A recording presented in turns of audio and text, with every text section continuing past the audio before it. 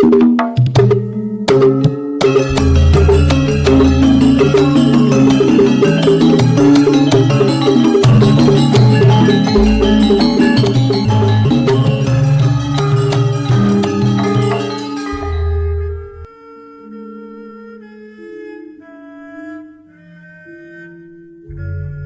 Ibu, para kadang kinasih, simbah-simbah lan adik-adik, para rama suster bruder berkah dalam Gusti. Sugeng rawuh wonten ing PDSK channel menika. Kados pundi kabar panjenengan?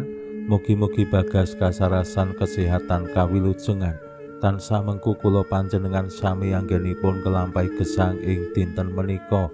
Lan mugi-mugi lumantar panglimbang basa Jawi waosan Injil kula panjenengan sansaya saged nggayuh iman kapitadosan ingkang leres lan mantep.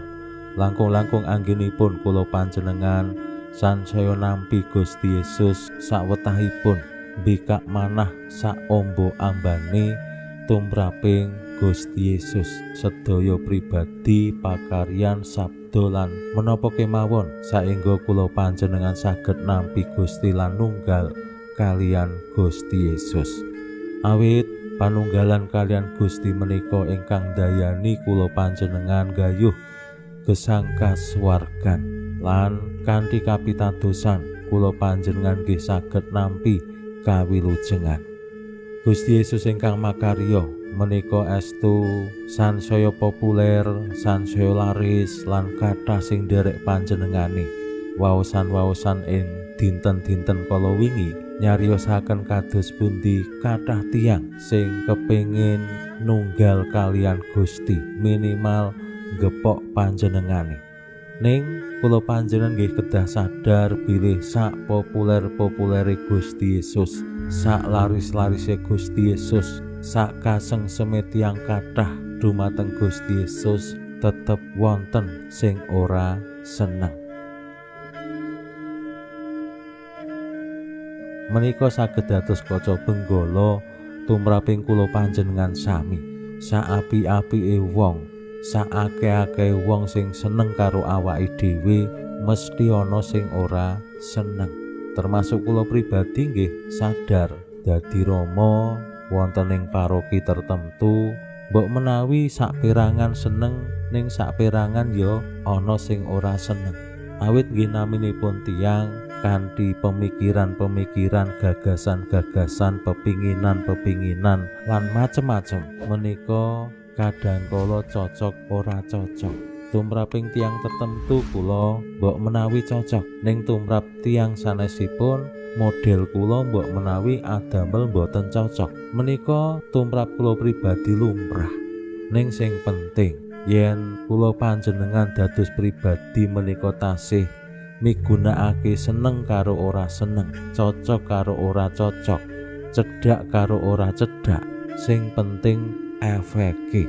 Ampun ngantos mergo aku ora seneng terus dampake sikape awake dhewe ya ora apik tumrap tiyang sing ora awake dhewe senengi. Kepara malah terus duwe niat sing elek, niat sing jahat tumrap tiyang sing ora awake dhewe senengi. Nah menika sing boten dikersakake Gusti. Lan Gusti Yesus piyambak ugi nemahi tiang-tiang sing pranyata ora seneng karo panjenengane.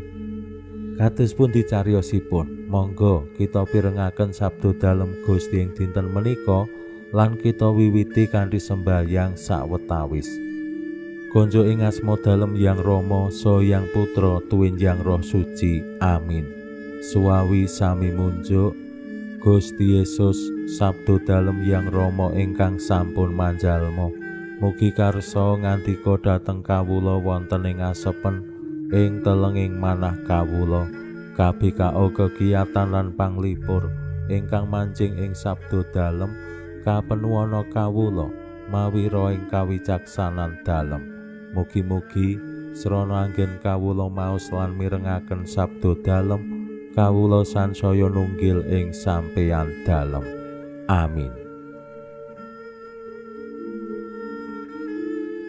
Waosan Injil kapetik saking Injil Markus bab 6 ayat 1 ngantos dumugi 6. Nalika samono Gusti Yesus tindak menyang kutha asale didherekake para murid.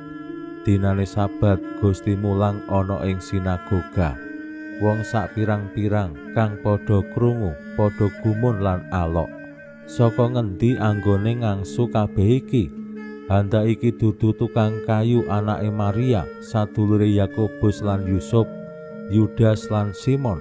Sedulur-sedulure wadon rak ya padha ana ing kene to. Lan wong-wong padha ora gelem nampa Gusti.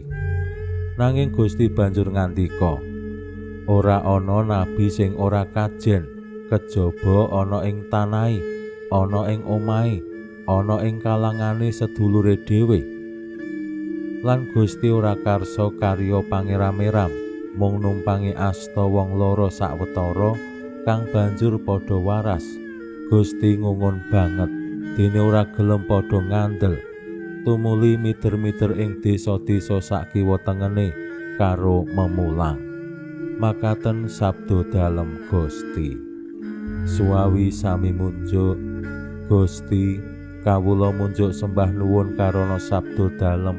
Sabda dalem dadosa obor ingkang madangi margining gesang kawula.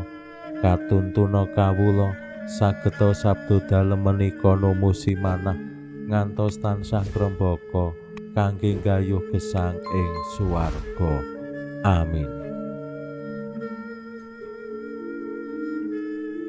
Bapak Ibu para kadang kinasih simbah-simbah lan adik-adik, waosan Injil dinten menika nyariosaken sisi yang lain saking gesangipun Gusti Yesus, pasrawunganipun Gusti Yesus. Rikala Gusti Yesus kondur wonten ing tanah asale, wonten ing tengah-tengah sederek-sedereke pranyata ing sinagoga. Rikala Gusti Yesus paring sabda, medhar sabda, kathah tiyang sing lajeng boten purun nampi panjenengane. Awit menapa salah setunggal alasan sing cetha ingkang dipun cariosaken Injil, tiang-tiang menika mangertos latar belakange Gusti Yesus.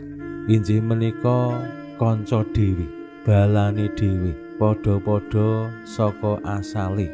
Menika ingkang lajeng dadosaken tiang-tiang mbok menawi tanda kutip ngemingke Gusti Yesus lan boten pracaya kok Gusti Yesus isa tumindak makarya lan paring sabda sing nggumunake. Awit tumraping tiang-tiang menika latar belakange ya wong desa, wong gunung. Bandingke aku sing sinau neng kutha, neng universitas sing elit, sing mahal, mosok aku kalah pinter, kalah moncer karo Gusti Yesus. Mbok menawi salah setunggal pemikiranipun tiang-tiang jaman semanten ngoten niku. Lan menika tentu saged dados kaca benggala tumraping awake dhewe. Kados pundi sok-sok tanpa sadar awake dhewe ya ngemingke wong liya, ngremehake wong liya, ngasorake wong liya merga macem-macem konsep sing tanpa sadar nuntun awake dhewe nyawang wong liya menika elek, asor, dosa, salah lan sapanunggalane. Saengga lajeng rumangsa awake dhewe luwih luhur, luwih suci, luwih bener, luwih apik lan sapanunggalane. Saengga wonten ing pasrawungan sikape awake dhewe terus ora seneng karo sing beda utawa sing tuwuh ana ing konsep pikirane awake dhewe. Nek konsep pikirane awake dhewe wis nyawang wong liya ki salah, nyawang wong liya ki elek, nyawang wong liya ki asor, utawa kanthi nafsu sing meri, iri, dengki, mangkel lan sapanunggalane, terus atine awake dhewe dadi ora seneng, ora cocok, ora gelem nampa wong-wong sing ngono kuwi. Nah menika sing dialami Gusti Yesus saking sanak sederek lan tangga tepalihe. Mila menika nggih saged dados refleksi, saged dados kaca benggala tumraping kula panjenengan sami anggone mbangun pasamuan sing bahagia, persekutuan pasrawungan sing begja rahayu. Kados pundi awake dhewe anggonipun nyawang tiyang sanes, Simbah-simbah menika tansah paring piwulang. Urip menika ya wang sinawang. Tegese menapa yen awake dhewe nyawang wong kuwi elek, mbok menawa ya wong liya nyawang awake dhewe elek.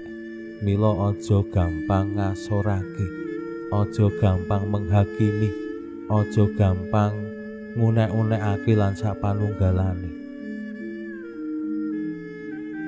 Bangun gesang pasamon sing bahagia menika kados pundi menciptakan iklim sing positif. Awake dhewe kuwi padha-padha murid dalem Gusti, padha-padha berjuang gayuh gesang kasuwargan, padha-padha sujarah nuju ing panunggalan kalian Gusti. So embene tanda kutip nasibe awake dhewe ya padha mati ning kanthi pangarep-arep bakal nampa gesang langgeng nderek Gusti. Pinuji Allah sakmenika sarta ing salami-laminipun. Salam sehat, salam bahagia, salam katentreman. Lan mugi-mugi lumantar panglimbang dinten menika kula panjenengan tansah jinangkung ing berkah dalem Gusti ingkang Maha Kuwasa, Hyang Rama saha Hyang Putra tuwin Hyang Roh Suci. Amin.